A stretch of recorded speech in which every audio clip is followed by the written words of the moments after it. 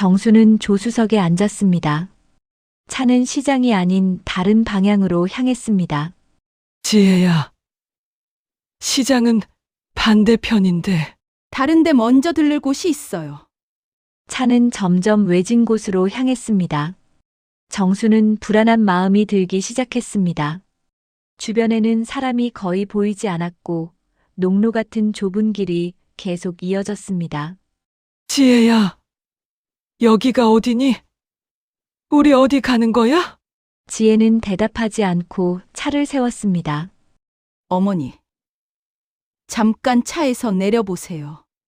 정순이 차에서 내리자 지혜는 갑자기 차 뒤로 돌아가 트렁크를 열었습니다. 어머니, 트렁크에 들어가세요. 뭐라고? 트렁크에 들어가라고? 지혜야, 정신 차려. 너 지금 뭐 하는 거야? 정순이 저항했지만 지혜는 정순을 트렁크 안으로 밀어 넣었습니다. 지혜야, 이러지 마. 제발. 지혜의 눈에는 광기가 서려 있었고 시어머니 정순의 비명을 무시하고 문을 닫아버렸습니다. 잠시 후 사연 이어서 들려드릴게요. 서울 변두리의 오래된 주택가. 아침 햇살이 비스듬히 들어오는 작은 마당에서 이정순이 빨래를 널고 있었습니다. 올해 62살인 정순의 손은 거칠고 주름이 깊었지만 여전히 부지런했습니다. 새벽 5시부터 일어나 손자 준호가 학교에 가기 전 아침밥을 차려주고 아들 민수가 출근할 때까지 도시락을 싸주는 것이 하루 일과의 시작이었죠. 할머니, 오늘도 김치찌개예요? 8살 준호가 식탁에 앉으며 물었습니다. 정수는 손자의 머리를 쓰다듬으며 웃었습니다. 그럼 우리 준호 좋아하는 거 해줬지. 많이 먹어야 키가 쑥쑥 크는 거야. 아이는 환하게 웃으며 숟가락을 들었습니다. 그 모습을 보는 정순의 마음은 따뜻했습니다. 손자만큼은 정순을 진심으로 좋아해 주었거든요. 하지만 며느리 윤지혜가 부엌에 나타나면서 분위기는 급격히 차가워졌습니다. 35인 지혜는 정순을 바라보는 시선이 늘 불편해 보였습니다. 아침마다 화장을 말끔히 하고 나타나는 지혜의 모습은 도시 여자다웠지만 그 눈빛에는 늘 경계심이 서려 있었습니다.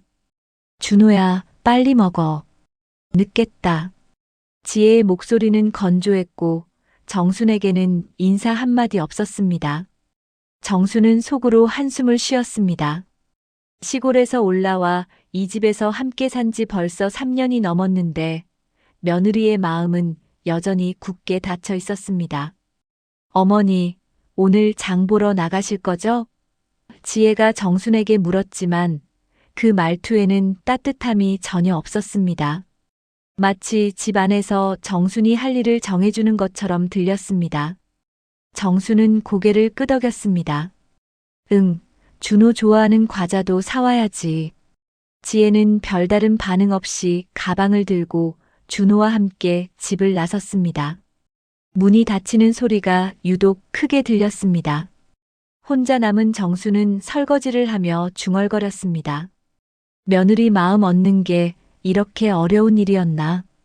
평생을 시골에서 농사 지으며 살다가 아들이 결혼하고 손자가 태어나면서 서울로 올라온 정순이었습니다. 처음엔 도시 생활이 어색했지만 손자를 돌보고 아들 가정에 보탬이 되고 싶어 열심히 적응해 왔습니다. 시골에서의 삶은 고단했지만 단순했습니다. 남편과 함께 논밭을 일구며 아들 하나 키우는 것이 전부였죠. 남편이 일찍 세상을 떠난 뒤에도 정수는 꿋꿋하게 버텼습니다. 민수가 대학에 갈 때까지 온갖 굳은 일을 마다하지 않았습니다. 새벽에 채소를 따서 시장에 내다 팔고 농번기에는 품삯을 받으며 남의 집 일을 도왔습니다. 아들 민수는 정순에게 든든한 버팀목이었습니다. 어려서부터 효성이 깊었던 민수는 어머니를 모셔와 함께 살자고 먼저 제안했었죠. 어머니 혼자 시골에 계시면 안 돼요. 우리 집에서 편하게 지내세요. 그때 민수의 말이 얼마나 고마웠는지 모릅니다. 서울에서 직장을 잡고 결혼까지 한 아들이 어머니를 잊지 않고 있다는 것이 정순에게는 큰 위안이었습니다. 하지만 현실은 생각보다 복잡했습니다. 지혜는 시어머니와 함께 사는 것을 달가워하지 않았습니다. 겉으로는 예의를 갖췄지만 눈빛 속에는 늘 불편한 기색이 역력했습니다.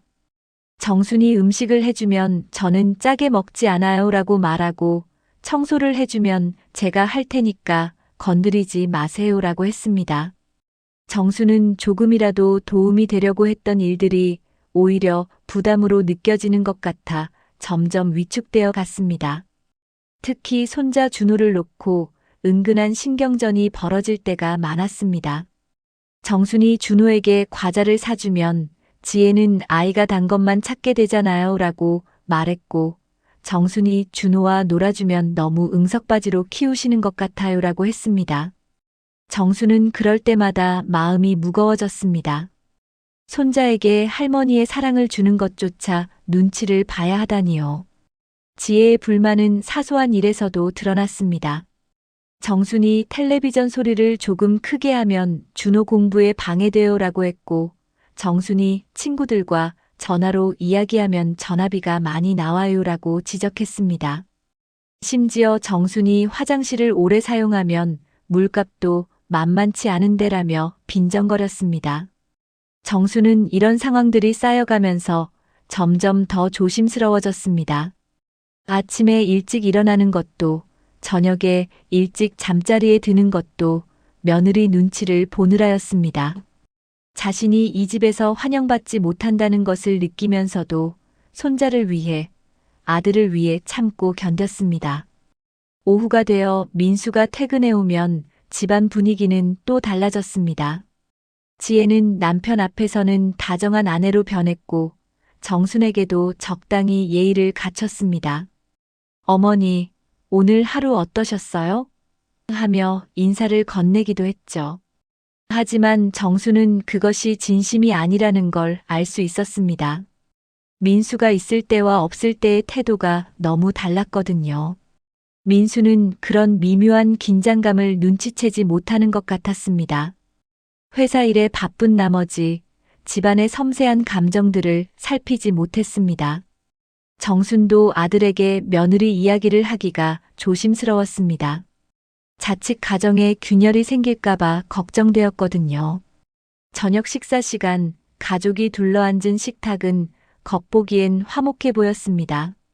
준호가 학교에서 있었던 일을 신나게 이야기하고, 민수가 회사 일로 바쁘다고 하소연하고, 지혜가 육아와 집안일에 대해 말하는 평범한 가정의 모습이었죠. 하지만 정순만은 그 속에서 자신이 점점 더 투명한 존재가 되어가는 것을 느꼈습니다. 밤이 되어 모두가 잠자리에 들고 나면 정순은 혼자 방에 앉아 깊은 생각에 잠겼습니다. 창밖으로 보이는 도시의 불빛들이 멀게만 느껴졌습니다. 시골의 별빛 아래서 보낸 긴 세월이 그리워졌습니다. 아들이 든든한 버팀목일 거라 믿었지만 현실은 달랐습니다. 며느리와의 관계 개선을 위해 어떻게 해야 할지, 이 집에서 자신의 자리는 어디인지, 그런 고민들이 밤마다 정순을 괴롭혔습니다. 그래도 정순은 포기하지 않았습니다. 언젠가는 지혜의 마음도 열릴 거라고, 진심으로 대하면 언젠가는 며느리도 자신을 받아들일 거라고 믿고 있었습니다. 하지만 그 믿음이 얼마나 순진한 것이었는지 정순은 아직 알지 못했습니다. 그렇게 불안한 평화가 지속되던 어느 날 아침, 정순은 평소보다 일찍 일어나 부엌에서 아침 준비를 하고 있었습니다. 민수가 중요한 회의가 있다며 일찍 나가야 한다고 했기 때문이었죠. 정순은 아들이 좋아하는 된장찌개를 끓이며 정성스럽게 반찬도 준비했습니다. 어머니, 일찍 일어나셨네요. 민수가 부엌으로 들어오며 말했습니다. 평소보다 표정이 어두워 보였습니다. 응, 우리 민수 중요한 일 있다고 했으니까 든든하게 먹고 가야지. 정수는 따뜻하게 웃으며 밥그릇을 내려놓았습니다. 하지만 민수는 밥을 몇 숟가락 뜨다가 수저를 내려놓았습니다. 어머니, 죄송해요. 입맛이 없어서. 그의 목소리에는 깊은 걱정이 묻어 있었습니다. 정수는 아들의 얼굴을 자세히 들여다봤습니다. 눈가에 다크서클이 짙었고 평소보다 많이 야윈 것 같았습니다. 민수야, 무슨 일 있니? 얼굴이 왜 이렇게 안 좋아? 정순이 걱정스럽게 물었습니다. 민수는 잠시 망설이다가 고개를 저었습니다. 아니에요, 어머니. 그냥 요즘 회사 일이 좀 바빠서요. 하지만 정순의 모성 본능은 아들이 뭔가 큰 고민을 안고 있다는 것을 감지했습니다. 지혜가 준호와 함께 부엌에 나타났을 때 그녀의 표정도 평소와 달랐습니다. 화장을 했지만 얼굴이 창백했고 눈빛이 불안해 보였습니다. 여보, 오늘 회사에서 어떻게 될 것 같아요? 지혜의 목소리에는 간절함이 묻어 있었습니다. 민수는 아내를 바라보며 억지로 웃었습니다. 괜찮을 거야. 걱정하지 마. 하지만 그의 웃음은 전혀 자연스럽지 않았습니다. 정수는 부부 사이에 뭔가 심각한 일이 벌어지고 있다는 것을 직감했습니다. 준호가 아빠, 왜 요즘 자꾸 한숨 쉬어요? 라고 물었을 때 민수는 당황했습니다. 아니야, 준호야. 아빠가 언제 한숨 쉬었다고 그러니? 하지만 아이의 순수한 질문이 오히려 집안의 긴장감을 더욱 부각시켰습니다.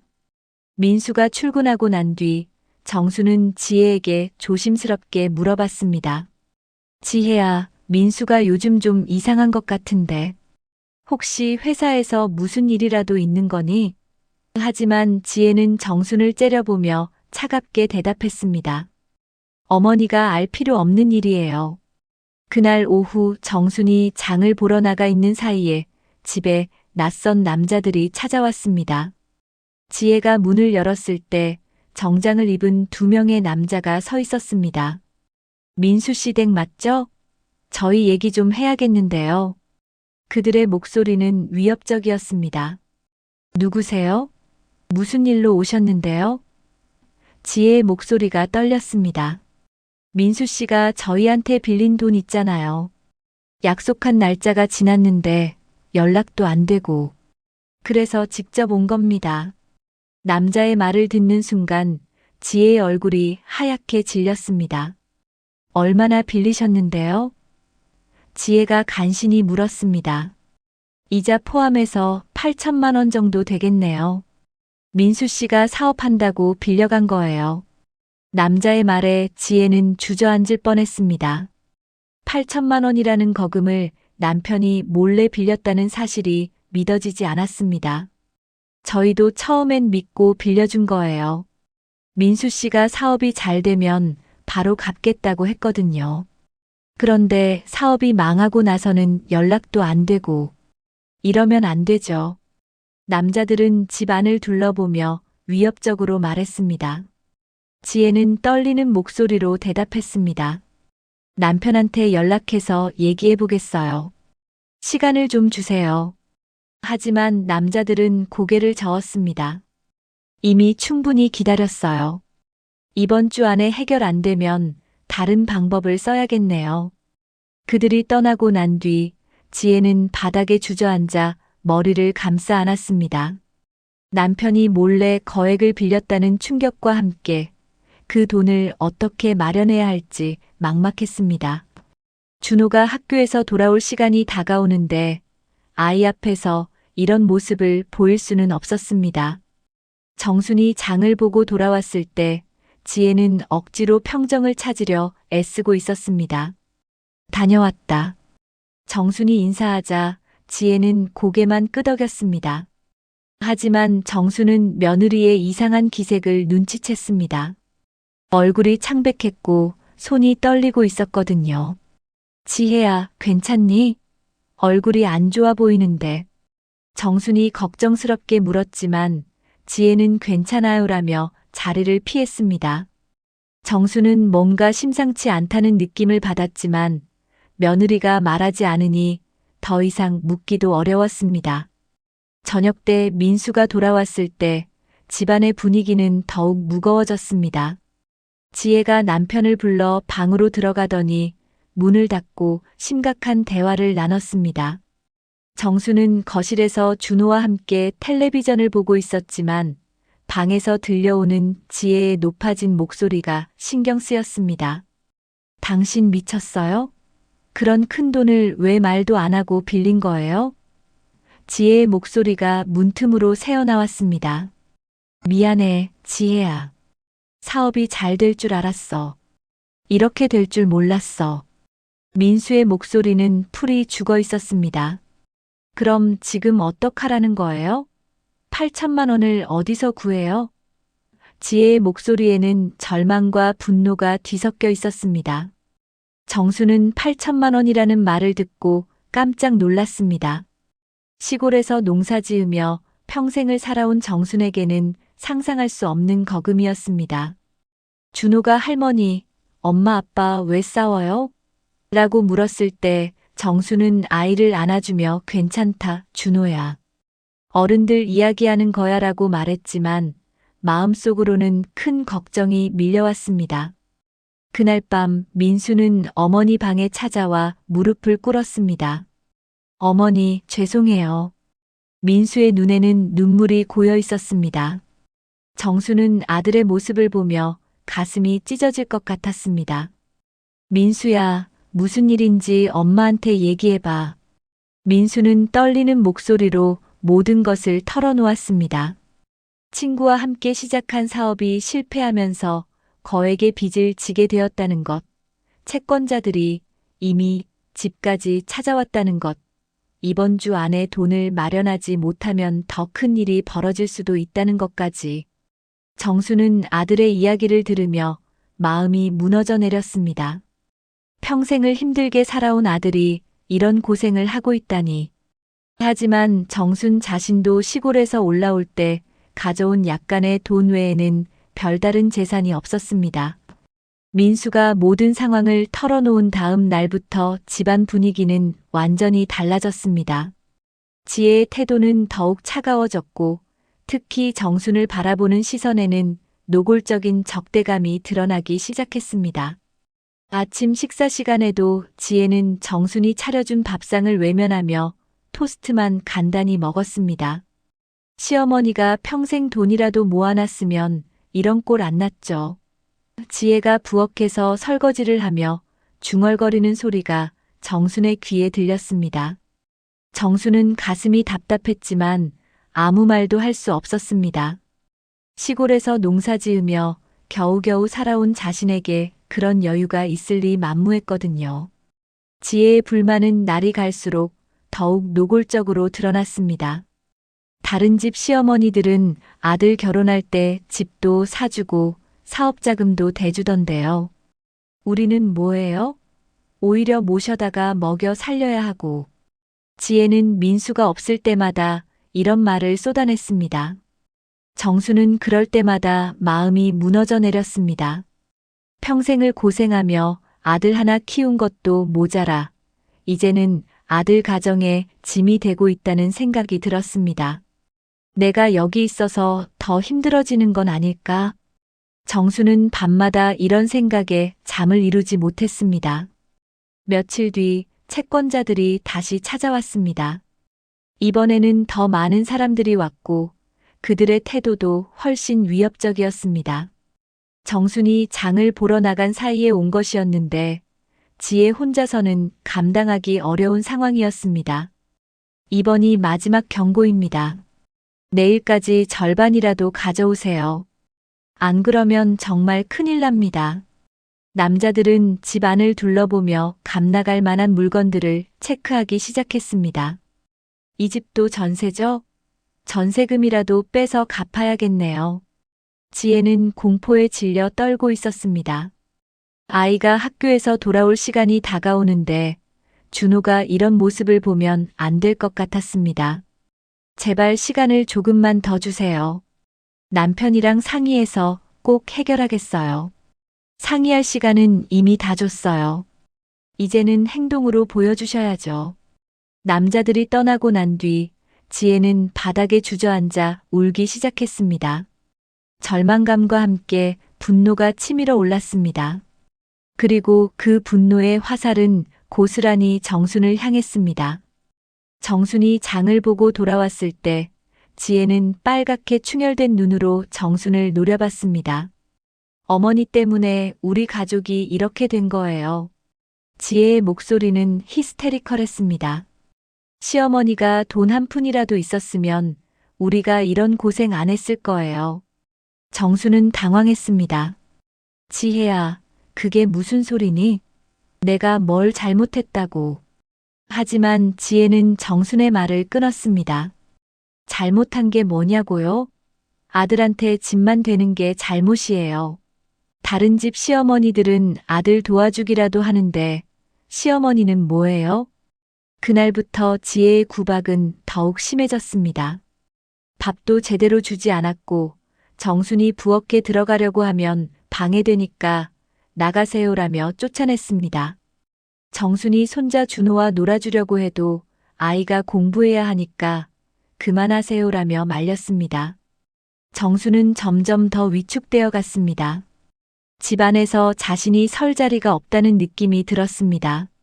아침에 일어나서 화장실을 가는 것조차 눈치를 봐야 했고 텔레비전을 보는 것도 자유롭지 못했습니다. 민수는 회사 일로 바쁘다며 집에 늦게 들어왔고 들어와서도 지쳐서 아무것도 보지 못했습니다.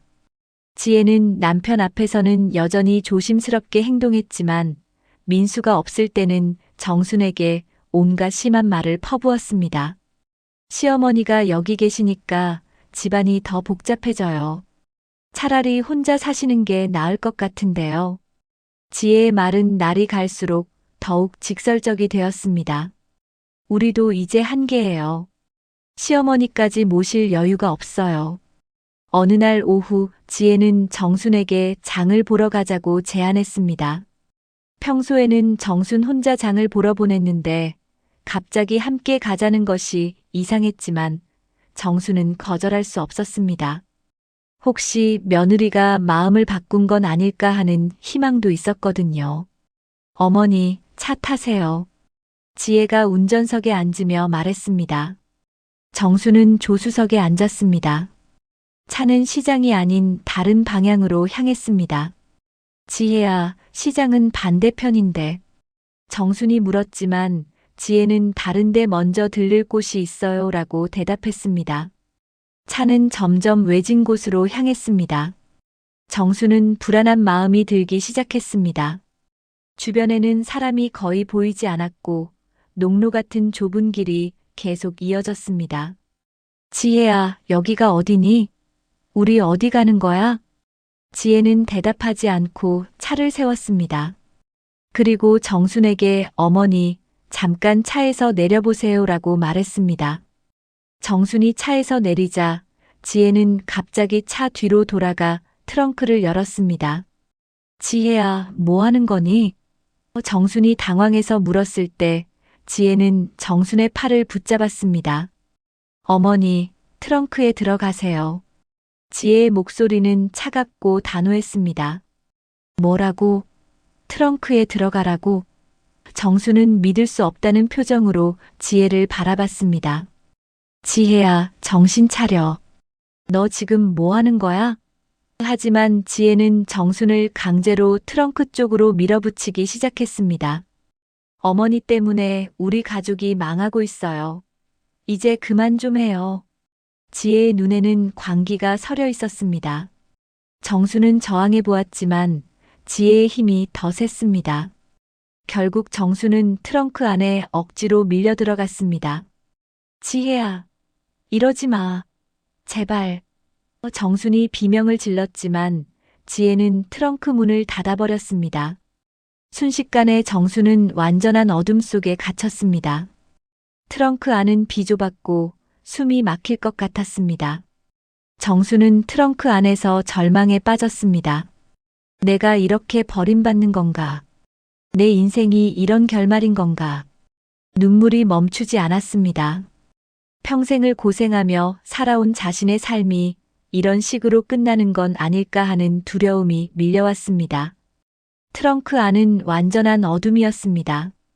정수는 좁은 공간에 웅크린 채 숨을 가쁘게 몰아쉬었습니다. 처음에는 분노가 치밀어 올랐습니다.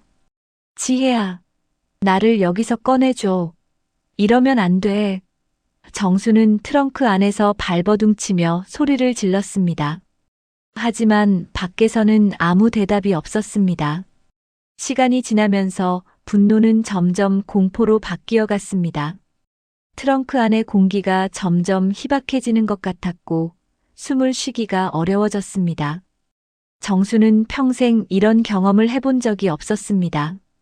시골에서 농사 지으며 살 때도 남편이 죽고 혼자 아들을 키울 때도 이런 절망감을 느껴본 적은 없었습니다.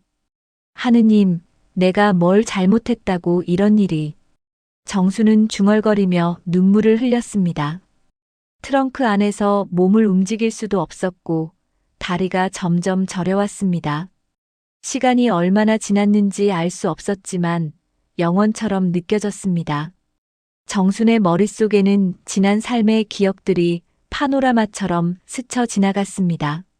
시골의 논밭에서 새벽부터 밤늦게까지 일하던 모습, 아들 민수가 어렸을 때 열이 나서 업고 병원까지 뛰어가던 일, 남편의 장례식 때 오열하며 관 앞에 엎드렸던 순간들이 생생하게 떠올랐습니다. 내가 정말 그렇게 나쁜 사람이었나? 아들한테, 며느리한테 그렇게 큰 죄를 지었나? 정수는 자책하며 울었습니다. 혹시 자신이 모르는 사이에 지혜에게 상처를 주었던 것은 아닐까? 아들 가정에 정말 짐이 되었던 것은 아닐까 하는 생각이 들었습니다. 그런데 그때 트렁크 밖에서 누군가의 목소리가 들렸습니다. 여기서 무슨 소리가 나는 것 같은데? 중년 남자의 목소리였습니다. 정수는 간절한 마음으로 힘껏 소리를 질렀습니다. 여기 사람 있어요. 도와주세요. 트렁크에 갇혔어요. 정말 사람 소리네. 여보, 빨리 와봐. 남자가 아내를 부르는 소리가 들렸습니다. 곧이어 여자의 목소리도 들렸습니다. 어머, 정말 트렁크에서 소리가 나는 것 같아요. 빨리 경찰에 신고해야겠어요. 정수는 희망의 불빛을 보았습니다. 제발 도와주세요. 저 여기서 나갈 수가 없어요. 목소리가 쉬어 있었지만 정수는 온 힘을 다해 소리쳤습니다. 밖에서는 사람들의 웅성거리는 소리가 들렸고 곧 경찰이 올 것 같았습니다. 얼마 후 경찰차 사이렌 소리가 들렸습니다. 여기 신고 들어온 곳이죠? 경찰관의 목소리가 들렸습니다. 네, 저 차 트렁크에서 사람 소리가 나요. 신고한 사람이 설명했습니다. 경찰관들이 트렁크를 열었을 때 정수는 거의 기진맥진한 상태였습니다. 몇 시간 동안 좁은 공간에 갇혀 있던 탓에 온몸이 경직되어 있었습니다. 할머니, 괜찮으세요? 어떻게 여기에 갇히게 된 거예요? 정수는 경찰관의 도움을 받아 트렁크에서 나왔습니다. 다리가 후들후들 떨렸고 제대로 서 있기도 어려웠습니다. 며느리가 저를 여기에. 정수는 말을 제대로 잇지 못했습니다. 그때 지혜가 나타났습니다.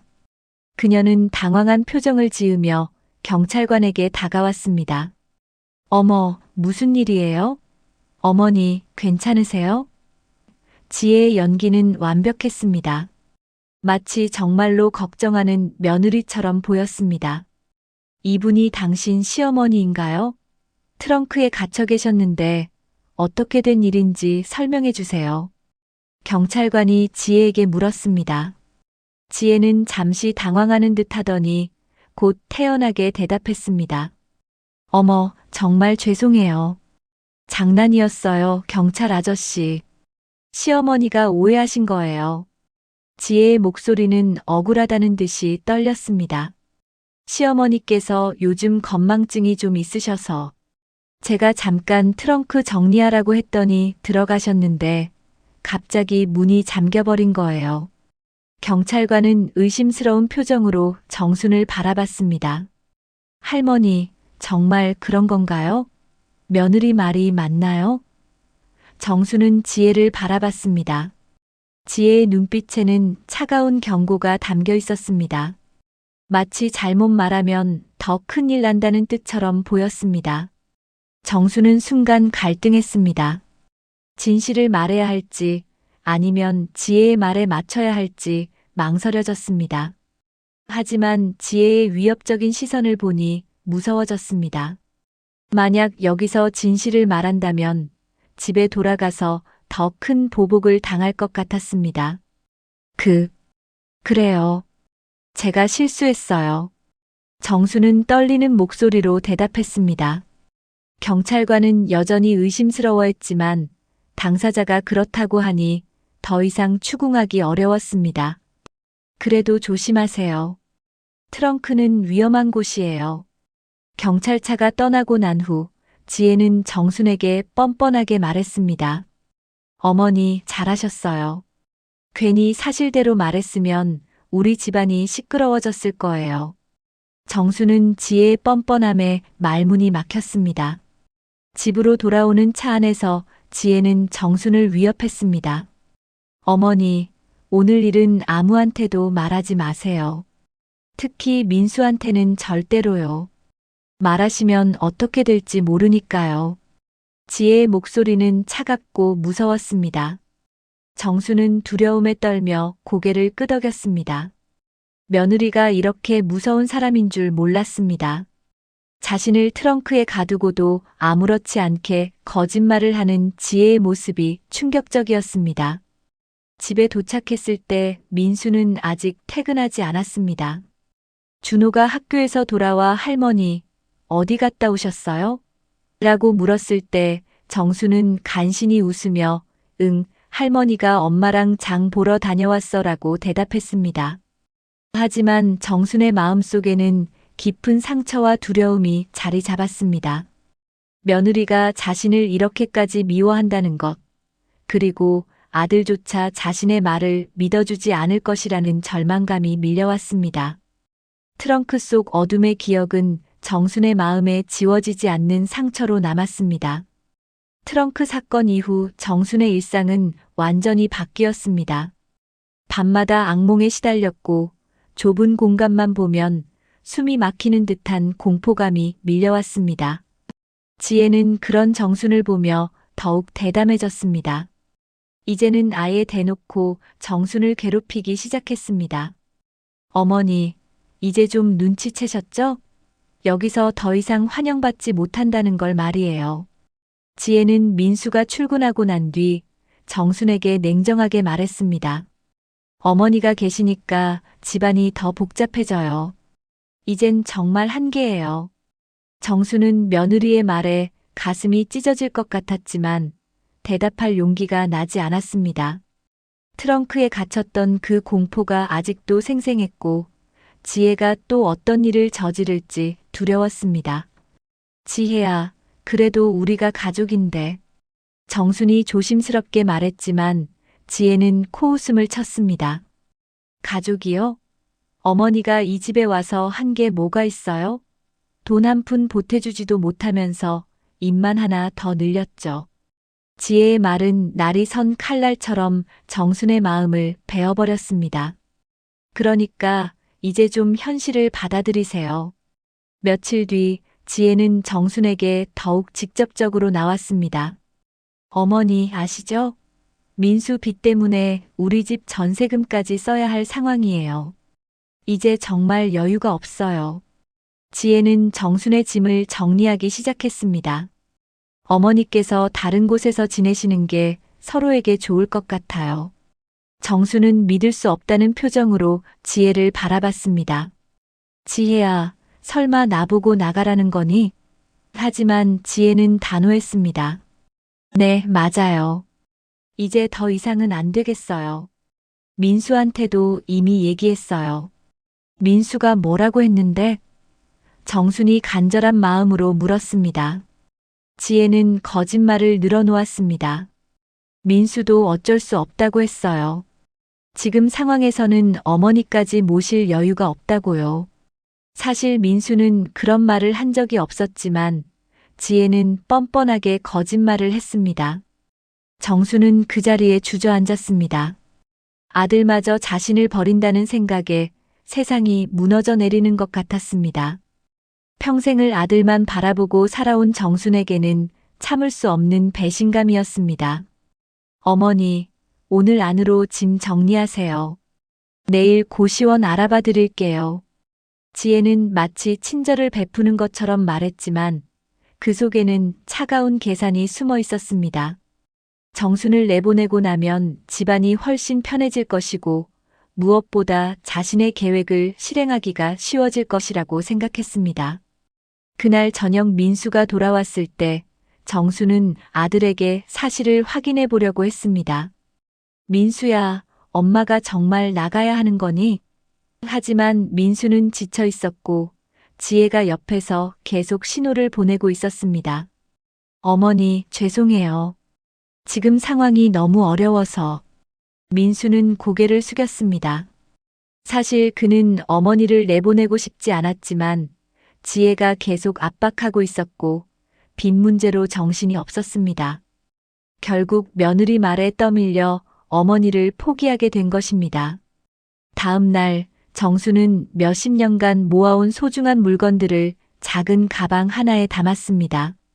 남편의 사진, 민수가 어렸을 때 그린 그림, 시골에서 가져온 몇 가지 기념품들이 전부였습니다.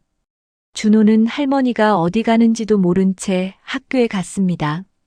지혜가 알아봐준 고시원은 좁고 지저분했습니다. 원룸도 아니고 정말 작은 방 하나에 책상과 침대가 전부였습니다. 창문도 작아서 햇빛이 거의 들어오지 않았습니다. 정수는 이런 곳에서 살아야 한다는 현실이 믿어지지 않았습니다. 어머니, 여기서 지내세요. 월세는 제가 몇 달은 내드릴게요. 지혜는 마치 큰 호의를 베푸는 것처럼 말했지만 정수는 그 속뜻을 알 수 있었습니다. 몇 달 후에는 혼자 알아서 하라는 뜻이었죠. 혼자 남은 고시원 방에서 정수는 눈물을 흘렸습니다. 평생을 고생하며 살아왔지만 이런 절망감은 처음이었습니다. 시골의 낡은 집이라도 자신의 터전이 있었는데 이제는 이런 좁은 방 하나가 전부가 되었습니다. 밤마다 트렁크 속 어둠이 떠올라 악몽에 시달렸습니다. 좁은 고시원 방이 트렁크처럼 느껴져서 잠을 이루지 못했습니다. 가끔 복도에서 들리는 소리에도 깜짝깜짝 놀랐습니다. 지혜가 또 자신을 해치러 올까봐 두려웠거든요. 며칠 후 정순에게 충격적인 소식이 전해졌습니다. 고시원 관리사무소에서 전화가 온 것입니다. 할머니, 경찰서에서 연락이 왔는데요. 할머니 명의로 대출이 여러 건 나와 있다고 하네요. 정수는 무슨 말인지 이해할 수 없었습니다. 대출이요? 저는 대출 받은 적이 없는데요. 하지만 경찰서에 가보니 상황은 심각했습니다. 정순의 이름으로 여러 금융회사에서 거액의 대출이 진행되어 있었고 그 돈은 모두 지혜의 계좌로 들어가 있었습니다. 할머니, 이 서명이 할머니 거 맞나요? 경찰관이 서류를 보여주며 물었습니다. 정수는 서류를 보고 깜짝 놀랐습니다. 분명 자신의 이름으로 되어 있었지만 서명은 자신이 한 것이 아니었습니다. 이거 제가 쓴 게 아니에요. 저는 이런 대출 받은 적 없어요. 정순이 억울하게 외쳤지만 서류상으로는 모든 것이 정순의 책임으로 되어 있었습니다. 지혜가 정순의 신분증과 도장을 이용해 몰래 대출을 받은 것이었습니다. 경찰관은 안타까운 표정으로 말했습니다.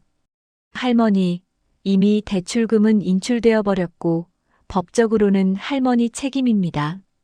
사기 신고를 하시겠지만 입증하기가 쉽지 않을 것 같아요. 정수는 그 자리에서 거의 쓰러질 뻔했습니다. 순식간에 억대의 빚더미를 떠안게 된 것입니다. 그리고 그 모든 책임이 자신에게 돌아왔습니다. 채권자들은 이미 정순을 찾고 있었고 사회적 낙인까지 감수해야 하는 상황이 되었습니다. 고시원으로 돌아온 정수는 바닥에 주저앉아 울었습니다. 며느리가 이런 악독한 계획을 세우고 있었다는 것이 믿어지지 않았습니다.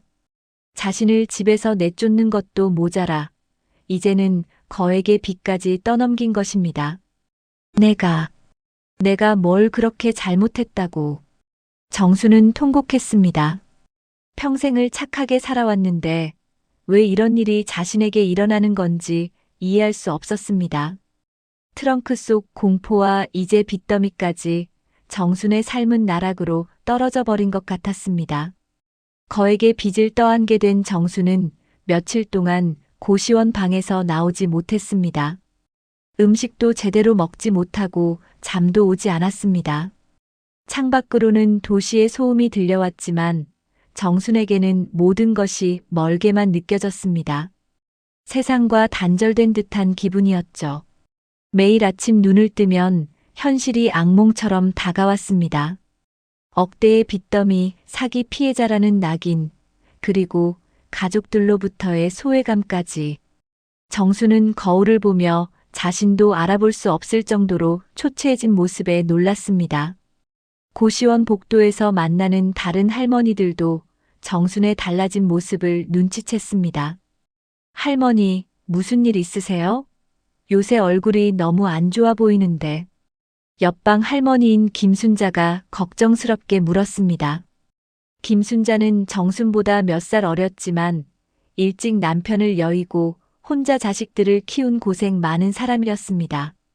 정수는 처음에는 아무것도 말하고 싶지 않았습니다. 이런 창피한 일을 누구에게 털어놓을 수 있겠습니까? 며느리에게 속아서 빚더미를 떠안게 되었다는 이야기를 하면 자신이 얼마나 어리석었는지 드러나는 것 같았습니다.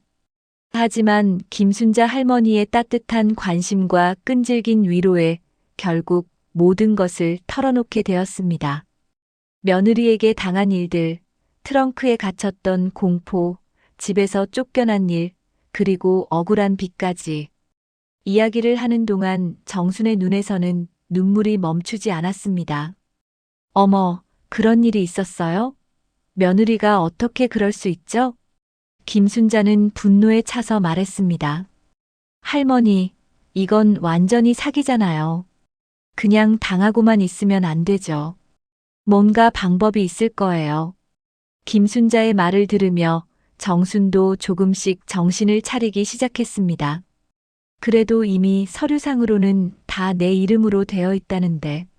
경찰도 증거가 부족하다고 하고. 정순의 목소리는 여전히 체념에 가득 차 있었습니다. 할머니, 포기하시면 안 돼요. 제가 도와드릴게요. 우리 같이 방법을 찾아봐요. 김순자의 격려에 정수는 조금씩 용기를 얻기 시작했습니다. 오랜만에 자신의 편이 되어주는 사람을 만난 것이었습니다. 그런데 며칠 후 뜻밖의 소식이 정순에게 전해졌습니다. 고시원 우편함에 준호가 보낸 편지가 들어있었던 것입니다. 어린아이의 서툰 글씨로 쓰여진 편지였지만 정순에게는 세상에서 가장 소중한 선물이었습니다. 할머니, 보고 싶어요. 할머니는 세상에서 제일 착해요. 엄마가 할머니는 잠깐 다른 데 가셨다고 했는데 언제 돌아와요? 할머니가 없으니까 집이 너무 심심해요. 할머니가 해주신 김치찌개가 그리워요. 빨리 돌아오세요. 사랑해요. 편지 끝에는 할머니와 손자가 손을 잡고 웃고 있는 그림이 그려져 있었습니다.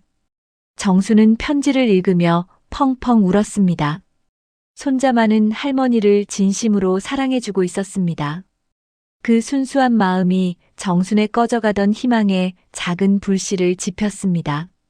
지혜가 아무리 자신을 헐뜯어도 준호만은 할머니의 진짜 모습을 알고 있었습니다. 그래, 내가 여기서 무너지면 안 되지. 내 손주를 위해서라도. 정순은 눈물을 닦으며 중얼거렸습니다. 준호가 보낸 편지는 정순에게 살아갈 이유를 다시 한번 상기시켜 주었습니다. 정순은 손자의 편지를 가슴에 꼭 안고 다짐했습니다. 내가 이렇게 당하고만 있을 수는 없어. 진실을 밝혀야 해. 내 아들을 위해서도, 내 손주를 위해서도 싸워야 해. 오랜만에 정순의 눈에 의지가 돌아왔습니다. 다음 날부터 정순은 본격적으로 증거를 찾기 시작했습니다. 시골집에서 가져온 낡은 상자를 뒤져 과거 남편이 남겨둔 서류들을 찾아냈습니다. 은행 통장, 보험 서류, 인감증명서, 그리고 중요한 문서들이 차곡차곡 정리되어 들어 있었습니다. 남편 생전에는 이런 서류들이 별로 중요하지 않다고 생각했었는데, 이제야 그 소중함을 깨달았습니다. 정수는 자신의 진짜 서명과 위조된 서명을 비교해 보았습니다. 분명히 다른 점들이 있었습니다. 특히 시옷자와 이응자를 쓰는 방식이 달랐습니다. 또한 대출받은 날짜를 확인해 보니 그날 정수는 지혜와 함께 다른 곳에 있었다는 알리바이도 있었습니다. 병원에 검진을 받으러 갔었는데 그때 접수증과 진료비 영수증이 남아 있었습니다. 김순자 할머니도 적극적으로 정순을 도왔습니다. 할머니, 우리 아들이 변호사예요. 한번 상담받아 보세요. 김순자의 제안으로 정수는 전문가의 도움을 받을 수 있게 되었습니다. 변호사와의 상담에서 정수는 희망을 품을 수 있었습니다. 할머니, 상황이 어렵긴 하지만 불가능하지는 않아요. 서명 필적 대조와 알리바이 증명, 그리고 며느리의 계좌 추적을 통해 증거를 확보할 수 있을 것 같습니다. 하지만 그 과정은 결코 쉽지 않았습니다. 정수는 관련 기관을 돌아다니며 서류를 수집해야 했고 증인들을 찾아야 했습니다. 나이 든 몸으로는 힘든 일이었지만 정수는 포기하지 않았습니다. 매일 아침 일찍 일어나 이곳저곳을 뛰어다녔습니다. 며칠 후 정수는 결정적인 단서를 발견했습니다. 대출 서류에 적힌 연락처 전화번호가 지혜의 번호였던 것입니다. 또한 대출금이 입금된 계좌도 지혜 명의였습니다. 이것만으로도 지혜가 직접 관여했다는 것을 입증할 수 있는 강력한 증거였습니다. 정수는 또한 지혜가 자신의 신분증을 어떻게 구했는지도 파악했습니다. 집에서 함께 살 때 지혜가 어머니 서류 정리해 드릴 게요라며 신분증과 도장을 가져간 적이 있었습니다. 그때 몰래 복사해 둔 것으로 추정되었습니다. 증거를 모으는 과정에서 정수는 지혜의 치밀함에 소름이 돋았습니다. 처음부터 계획적으로 자신을 이용할 생각이었던 것입니다. 친절하게 서류를 정리해준다는 핑계로 개인정보를 빼내고 나중에 그것을 악용한 것이었죠. 점점 증거가 모아지면서 정순의 확신은 더욱 강해졌습니다. 하지만 여전히 마음 한편으로는 아들 민수에 대한 걱정이 있었습니다. 과연 민수가 진실을 알게 되었을 때 어떤 반응을 보일지, 어머니 편을 들어줄 것인지 알 수 없었습니다. 그런 와중에 정순에게 또 다른 충격적인 소식이 전해졌습니다. 지혜가 정순 명의로 또 다른 대출을 시도하고 있다는 것이었습니다. 은행에서 본인 확인을 위해 정순에게 직접 연락한 것이었죠. 이번에는 절대 안 되지. 정순은 즉시 은행에 연락해서 대출을 막았습니다. 그리고 경찰서에도 추가 신고를 했습니다. 며느리가 또 제 명의로 대출을 시도하고 있어요. 이미 충분한 증거도 모았습니다. 경찰도 이번에는 정순의 말을 진지하게 들었습니다. 체계적으로 모아진 증거들과 새로운 대출 시도 건까지 명백한 사기 혐의가 드러났기 때문이었습니다. 할머니, 이제 정말 본격적인 수사에 들어가야겠네요. 드디어 결정적인 순간이 다가왔습니다. 정수는 며칠간 모아온 모든 증거들을 정리해서 경찰서로 향했습니다. 손에는 위조된 서명 분석서, 알리바이 증명서, 지혜의 계좌 내역, 그리고 새로운 대출 시도 기록까지 빠짐없이 들어 있었습니다. 김순자 할머니도 함께 따라와 주었습니다. 할머니, 증거가 정말 탄탄하네요. 이제 본격적인 수사를 진행하겠습니다. 담당 형사는 정순이 가져온 자료들을 꼼꼼히 살펴본 후 고개를 끄덕였습니다. 며느리분을 내일 소환해서 조사하겠습니다. 할머니께서 고생 많이 하셨어요. 정수는 마침내 이 순간이 왔다는 것이 믿어지지 않았습니다. 그동안의 고통과 절망이 파도처럼 밀려오며 동시에 희망의 빛이 보이기 시작했습니다. 정말로 진실이 밝혀질 수 있을까요? 정순이 떨리는 목소리로 물었습니다. 할머니, 걱정하지 마세요. 증거가 이렇게 명확한데 어떻게 부인하겠어요? 형사는 정순을 안심시켰습니다. 내일 조사 결과를 보고 곧바로 체포영장을 신청할 예정입니다. 그날 밤 정순은 잠을 이루지 못했습니다. 내일이면 모든 것이 결정날 것이라는 생각에 가슴이 두근거렸습니다. 지혜가 진실을 인정할까요? 아니면 끝까지 발뺌을 할까요? 그리고 민수는 이 모든 상황을 어떻게 받아들일까요? 다음 날 오전, 지혜는 경찰서에 출두했습니다. 평소와 달리 화장도 진하게 하지 않았고 얼굴이 창백해 보였습니다. 처음에는 여전히 뻔뻔한 태도를 보였습니다. 시어머니가 뭔 말씀을 하셨는지 모르겠지만 저는 그런 일 한 적 없어요. 그럼 이건 뭔가요? 형사는 지혜 명의의 계좌 내역을 내밀었습니다. 정순 할머니 명의로 대출받은 돈이 고스란히 당신 계좌로 들어와 있네요. 총 8,500만 원입니다. 지혜의 얼굴이 하얗게 변했습니다. 그건 시어머니께서 직접 주신 거예요. 집안 살림의 보태라고 하시면서요. 하지만 형사는 고개를 저었습니다. 할머니는 그런 돈이 어디 있다고 하셨나요? 시골에서 농사 지으며 간신히 살아온 분이 어디서 그런 거금을 구하시겠어요? 형사가 구체적인 증거들을 하나씩 제시하기 시작하자 지혜는 더욱 당황했습니다. 이건 당신이 사용한 전화번호 기록입니다. 대출 상담을 받을 때 남긴 거죠. 그리고 이건 서명 필적 감정 결과입니다.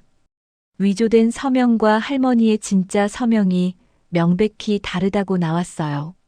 지혜는 변명거리를 찾아보려 했지만 소용없었습니다. 저는 시어머니를 도우려고 했던 거예요. 시어머니께서 몸이 불편하셔서 제가 대신 은행 업무를 봐드린 거예요. 하지만 그 순간 형사는 결정타를 날렸습니다. 그런데 할머니는 그 당시 병원에서 건강검진을 받고 계셨어요.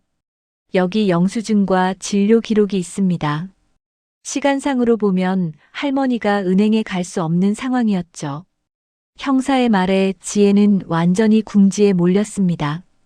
조사실 밖에서 기다리던 정수는 손에 땀을 쥐고 있었습니다. 김순자 할머니가 옆에서 괜찮을 거예요. 진실은 반드시 밝혀져요라며 위로해 주었지만 정순의 마음은 조급하기만 했습니다. 2시간 후 형사가 나와서 정순에게 말했습니다. 할머니, 자백했습니다. 모든 것을 인정했어요. 정순은 그 말을 듣는 순간 다리에 힘이 풀렸습니다. 김순자가 재빨리 정순을 부축했습니다. 정말요? 정말로 인정했다고요? 정순의 목소리는 떨리고 있었습니다. 네, 대출 사기는 물론이고 할머니를 트렁크에 가둔 일까지 모두 자백했습니다. 다만 트렁크 사건은 실수였다고 주장하고 있지만 고의성이 명백해 보입니다. 지혜는 조사실에서 나오면서 정순과 마주쳤습니다. 수갑은 채우지 않았지만 경찰관이 양옆에서 지키고 있었습니다. 어머니. 지혜가 작은 목소리로 부르자 정순이 돌아봤습니다. 지혜야. 정순의 목소리는 의외로 차분했습니다. 왜 그랬니? 내가 너한테 그렇게 나쁜 짓을 했니? 트렁크에 가두고 내 이름으로 돈까지 훔치고. 지혜는 고개를 숙인 채 울먹거렸습니다. 죄송해요.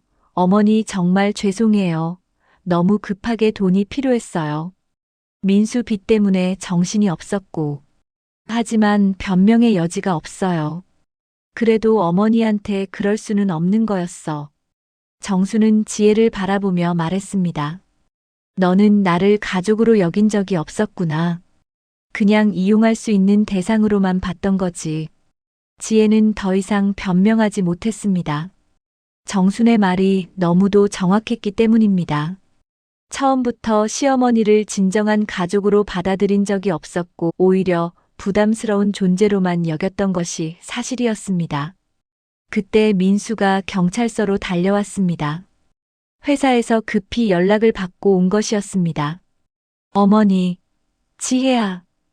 민수는 상황을 파악하지 못한 채 두리번거렸습니다. 형사가 민수에게 상황을 설명해 주었습니다. 아내가 시어머니 명의로 거액을 대출받아 가로챘다는 것, 시어머니를 트렁크에 가둔 적도 있다는 것까지. 민수는 그 말을 들으며 얼굴이 하얗게 변했습니다. 지혜야, 이게 정말이야? 어머니한테 그런 짓을 했다고? 민수의 목소리는 떨리고 있었습니다. 지혜는 남편을 바라보지 못했습니다. 여보, 미안해, 정말 미안해. 민수는 그 자리에서 어머니 앞에 무릎을 꿇었습니다. 어머니, 죄송합니다. 제가 정말 바보였어요. 아내를 믿고 어머니 말씀을 의심했어요. 민수의 눈에서 눈물이 흘러내렸습니다. 정수는 아들을 일으켜 세우며 말했습니다. 민수야, 너도 속은 거야. 지혜가 너무 교묘하게 숨겼으니까. 이제 진실이 밝혀졌으니 됐어. 하지만 정순의 마음속에는 여전히 깊은 상처가 남아 있었습니다. 어머니를 트렁크에 가뒀다고? 그게 정말이야? 민수가 지혜에게 물었을 때 지혜는 고개를 끄덕일 수밖에 없었습니다. 실수였어. 여보, 정말 실수였다고. 실수로 사람을 트렁크에 가둬? 그것도 우리 어머니를. 민수의 목소리가 높아졌습니다. 당신이 그런 사람인 줄 몰랐어. 정말 몰랐어. 며칠 후 지혜는 정식으로 구속되었습니다. 사기 혐의와 감금 혐의가 모두 인정되어 실형이 확실한 상황이었습니다. 정순의 억울한 빚은 모두 지혜가 변제하도록 판결이 났고 정순은 마침내 모든 누명을 벗게 되었습니다. 지혜가 호송차에 오르기 전 정순은 마지막으로 그녀에게 말했습니다. 지혜야, 너는 나를 트렁크에 가뒀지. 하지만 천벌은 나 대신 내게 내렸구나. 사람이 천벌을 받는 건 멀리 있지 않다. 그 마음이 악하면 결국 스스로를 파멸시키는 거야. 지혜가 구속된 지 몇 달이 지났습니다. 정수는 다시 아들의 집으로 돌아와 평범한 일상을 되찾았지만 마음속 깊은 상처는 여전히 아물지 않고 있었습니다. 매일 밤 트렁크 속 어둠이 떠올라 악몽에 시달렸고 좁은 공간만 보면 숨이 막히는 공포감이 밀려왔습니다. 민수는 어머니에게 더욱 세심한 관심을 쏟았습니다. 어머니, 오늘은 어떠세요? 밤에 잠은 잘 주무셨어요? 매일 아침 출근하기 전 어머니 안부를 묻는 것이 일과가 되었습니다. 하지만 정수는 아직도 아들 앞에서 완전히 마음을 열지 못했습니다. 준호는 할머니가 돌아온 것을 가장 기뻐했습니다. 할머니, 오늘 학교에서 그림 그렸어요. 할머니 그림이에요. 아이는 매일 학교에서 돌아오면 할머니에게 달려와 하루 종일 있었던 일들을 신나게 이야기했습니다. 그런 준호를 바라보며 정수는 조금씩 마음의 평화를 찾아가고 있었습니다. 손자의 순수한 웃음과 따뜻한 사랑이 정순에게는 가장 큰 치유가 되었습니다. 우리 준호가 할머니한테 힘을 주는구나. 하지만 여전히 집안의 분위기는 어색했습니다. 민수는 아내를 잃은 상실감과 어머니에 대한 죄책감 사이에서 괴로워하고 있었습니다. 정순도 며느리를 감옥에 보낸 것에 대한 복잡한 감정을 떨쳐낼 수 없었습니다. 어느 날 저녁 정수는 민수에게 조심스럽게 말했습니다. 민수야, 엄마가 다른 곳에서 살아볼까 한다. 민수는 깜짝 놀라며 어머니를 바라봤습니다. 어머니, 무슨 말씀이세요? 왜 갑자기 그런 말씀을? 아니다, 민수야. 엄마가 여기 있으면 너도 힘들고 준호도 엄마 없는 게 불편할 거야. 엄마는 이제 혼자서도 충분히 살 수 있어. 정순의 목소리에는 결연한 의지가 담겨 있었습니다. 민수는 펄쩍 뛰며 반대했습니다.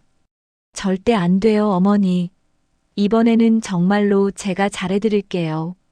어머니 없으면 저와 준호는 어떻게 살아요? 하지만 정순의 마음은 이미 정해져 있었습니다. 며칠 후 정순은 시장 근처의 작은 분식집 자리를 알아봤습니다. 전에 시골에서 농사 지으며 키운 채소로 김치를 담그고 반찬을 만드는 솜씨가 있었기 때문에 분식집 운영은 할 수 있을 것 같았습니다. 할머니, 정말 하실 거예요? 김순자 할머니가 걱정스럽게 물었습니다. 나이도 있으신데 장사하시기 힘들지 않을까요? 하지만 정수는 의지에 찬 눈빛으로 대답했습니다. 순자 씨, 이제 내 힘으로 살아보고 싶어요. 누구에게도 의존하지 않고 말이에요. 정수는 지혜 사건으로 받은 배상금으로 작은 분식집을 차렸습니다. 가게 이름은 정순이네 분식으로 정했습니다. 비록 작고 소박하지만 온전히 자신만의 공간이라는 것이 정순에게는 큰 의미였습니다. 처음 며칠은 손님이 거의 없었습니다. 정수는 혼자서 김밥을 싸고 떡볶이를 끓이며 기다렸습니다. 그러다가 우연히 지나가던 동네 아주머니 한 분이 김밥을 사 먹고는 어머, 이게 무슨 맛이야? 정말 맛있네. 라며 칭찬해 주었습니다. 그 아주머니가 입소문을 내준 덕분에 조금씩 손님들이 늘어나기 시작했습니다. 정순의 정성스럽게 만든 김밥과 따뜻한 국물 요리들이 동네 사람들의 입맛을 사로잡았습니다. 특히 아침 일찍 출근하는 직장인들과 학교에 가는 학생들이 단골이 되었습니다. 할머니, 오늘도 김밥 하나 주세요. 할머니 김치찌개가 진짜 맛있어요. 이런 말들을 들을 때마다 정순의 마음은 뿌듯했습니다. 분식집을 시작한 지 한 달 정도 되었을 때 준호가 학교를 마치고 곧바로 가게로 달려왔습니다. 할머니, 아이는 환한 웃음을 지으며 할머니 품에 안겼습니다. 할머니 가게 정말 멋있어요. 민수도 퇴근길에 가게에 들렀습니다. 어머니, 손님이 많이 오네요. 다행이에요. 민수는 어머니가 혼자 힘으로 새로운 시작을 하는 모습을 보며 죄송한 마음만 느꼈습니다. 민수야, 걱정하지 마. 엄마는 이제 괜찮아. 정수는 아들에게 웃으며 말했습니다. 여기서 장사하면서 이웃분들과 이야기하고 맛있는 음식 만들어 드리는 게 즐거워. 정수는 분식집을 운영하면서 점점 밝아졌습니다. 매일 새벽 일찍 일어나 재료를 준비하고 손님들을 맞이하며 하루를 보내는 것이 충실했습니다. 무엇보다 자신의 힘으로 벌어서 생활한다는 것이 큰 자부심이 되었습니다. 동네 이웃들도 정순을 좋아했습니다. 정순 할머니는 정말 착하셔. 음식도 정성껏 해주시고 아이들한테도 친절하시고 정순의 따뜻한 인품이 많은 사람들에게 사랑받았습니다. 어느 날 오후 정순이 가게에서 김밥을 싸고 있는데 낯선 젊은 여자가 들어왔습니다. 할머니, 혹시 이정순 할머니 맞으세요? 여자는 조심스럽게 물었습니다. 네, 맞는데요. 누구시죠? 정순이 의아해하자 여자는 자신을 소개했습니다. 저는 기자인데요. 할머니 이야기를 신문에 소개하고 싶어서 왔어요. 며느리의 사기와 감금을 이겨내고 새로운 삶을 시작한 이야기 말이에요. 정수는 당황했습니다. 아니에요. 그런 거 필요 없어요. 저는 그냥 조용히 살고 싶어요. 하지만 기자는 정순의 이야기가 많은 사람들에게 희망을 줄 수 있다고 설득했습니다. 결국 정순의 이야기는 신문에 실렸고 많은 사람들의 관심을 받았습니다. 대단하시네요, 할머니. 할머니 같은 분이 계셔서 용기가 나요. 이런 반응들을 보며 정수는 자신의 경험이 다른 사람들에게도 도움이 될 수 있다는 것을 깨달았습니다.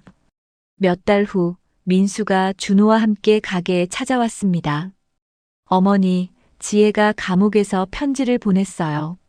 민수는 조심스럽게 편지를 내밀었습니다. 편지에는 지혜의 진심 어린 사과가 적혀 있었습니다. 어머니께 정말 죄송합니다. 제가 저지른 일들을 용서해달라고 말할 자격도 없지만 진심으로 뉘우치고 있습니다. 어머니의 새로운 시작을 응원합니다. 정수는 편지를 읽고 나서 한동안 말이 없었습니다. 그리고 조용히 말했습니다. 사람이 잘못을 뉘우치는 것은 좋은 일이지. 지혜도 반성하고 새 사람이 되기를 바라야지.